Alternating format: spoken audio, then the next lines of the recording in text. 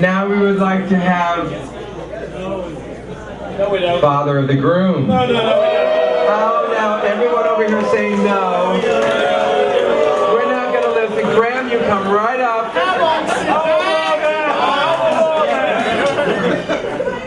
Graham, I give it all to you. Thank you, Bob. Take over.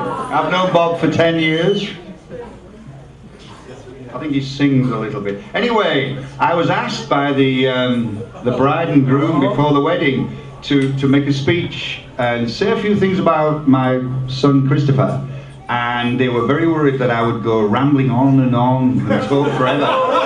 So I decided to put it on paper and make a few notes here so that I can stay under control.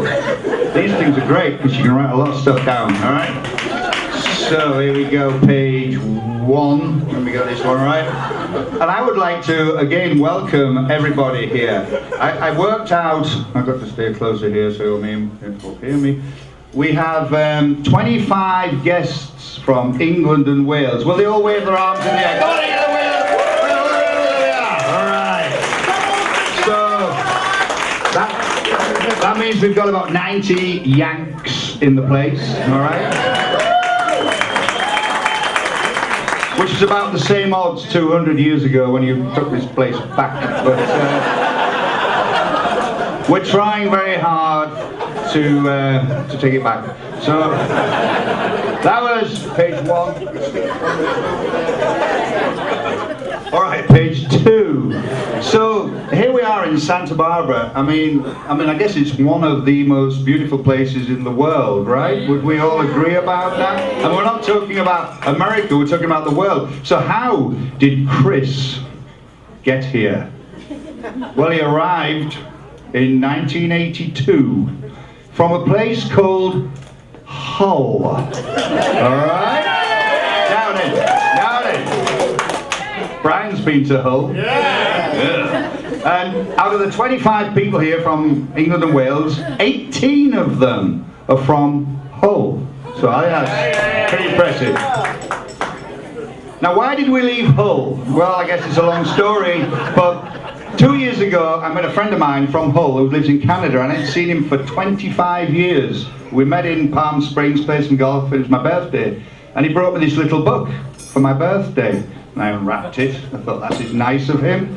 I opened the book and it listed the 50 crappiest towns in Hull. Now, in England. Faux pas, well spotted. Now, I'm sure you Americans understand what crap means, right? Not very good, the worst, the bits. So it started with number 50 and I'm reading through and it's getting exciting. You've got Liverpool, horrible places like that, you know, Leeds, Bolton, Bradford. And I'm coming to number 1 and there it was. Hull. So, that's where Chris is from, the worst place in England. But actually, we all love it, don't we? We do. Oh, we do. So, we arrived in 1982 at LAX. And there was Chris, 3 years old, with his little teddy bear called Prince. All right? That his cousin Susie had made for him, right? Where's Susie? And we still have Prince, don't we, Christopher? All right? He was shy, he was a little English boy, he had his little sandals on, you know what they're like. And then he went to school, and there was a change came over him. He met Brian, Nick, and Carlos at Serenia. So what can we say? Hang on a minute, next one. Then he went to high school, and that was pretty non-eventful, which, if you live in Los Angeles, is really good. That it was non-eventful. But he was blossoming. This little timid child was becoming something that we were kind of surprised at. He went to the local church. Well, my wife and Christopher went to the local church, and I was on the golf course. But he went to the local church and got involved with the drama. And he was doing. He started in the background, but by the time he was 16, 17, he was The Wiz in The Wiz. He was Jesus Christ. I mean, you can't get in Jesus Christ Superstar.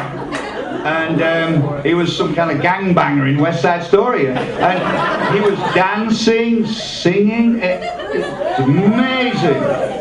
So it was amazing. Next one. Don't worry, we've got some really good stuff at the bottom.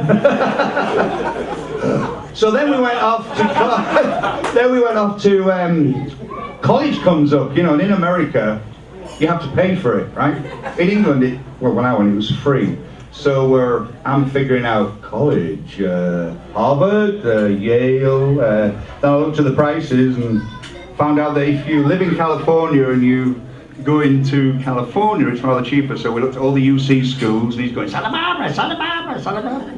So he got in Santa Barbara, and we're very proud of him. 10 years ago, we came down in a van with Nana, Frida, and Ray. And we went and drove into the UC campus and found his dome overlooking the beach. Skimpy women running around in skimpy clothes. And I said, I'm paying for this for 4 years. Jeez. So off he went, drinking, partying, which is what Brian... I'm making him out to be such a lovely child, but you know, you think you know your son, but then things happen.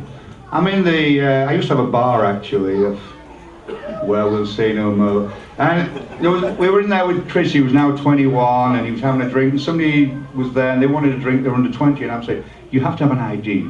I mean, my son, he never went into a bar till he was 21. Because I've heard of, you know, and then I said, you know, you need a proper driver's license, none of that fake ID. And he gets his wallet out, I swear this is true, he pulls out, he says, you mean like this?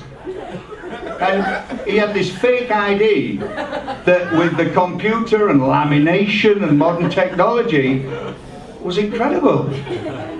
And then I found out he'd been selling them on the campus. Right?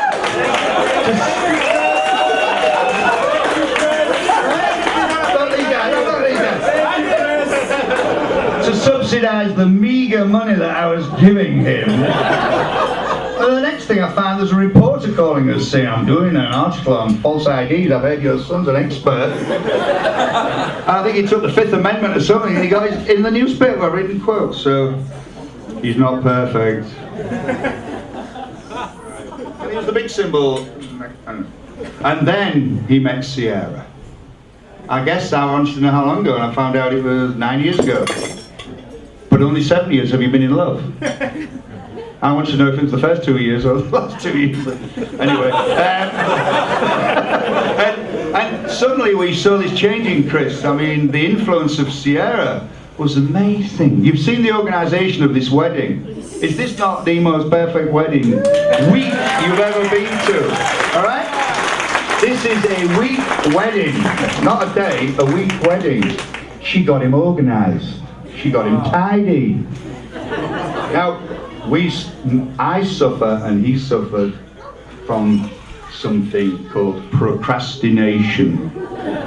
Manana is my favourite word, and he's even working on that, although he's still got some good procrastination, because 2 days ago they were all buying these suits at Macy's, trying to fit them on and get them and everything like that. So he has learnt a lot from Sierra. But I'm glad to see that Sierra has learnt something from Chris. Because when we're on his stag night down State Street on Thursday, he staggered this drunken woman all over the place. Sierra.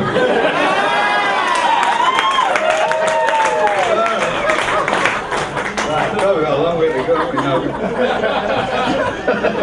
now? So Sierra, I really would like to say, I never had a sister, which is why I probably treat women. I never had a daughter. And now look what I've got, this beautiful girl. Sierra's been walking around for the last year with a sweatshirt, and on the back it says, soon to be Mrs. Rose. Well, Sierra, you are now Mrs. Rose. So, a toast to the beautiful bride, my son. That's it.